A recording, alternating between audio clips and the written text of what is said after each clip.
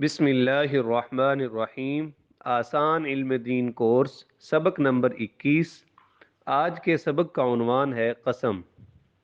آج کی آیت کریمہ: اعوذ باللہ من الشیطان الرجیم، بسم اللہ الرحمن الرحیم، وَاحْفَظُوا أَيْمَانَكُمْ۔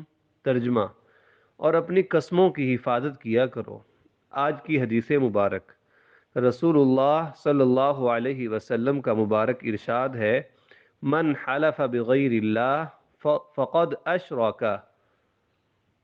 ترجمہ: جس نے غیر اللہ کی قسم کھائی اس نے شرک کیا۔ آج کی مسنون دعا: جھوٹی قسم سے حفاظت کی دعا۔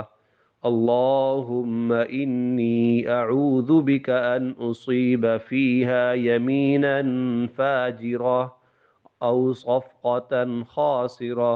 ترجمہ: اے میرے اللہ، میں آپ کی پناہ مانگتا ہوں اس بات سے کہ بازار میں مجھے جھوٹی قسم کھانی پڑے یا سودا کرنے میں نقصان اٹھانا پڑے۔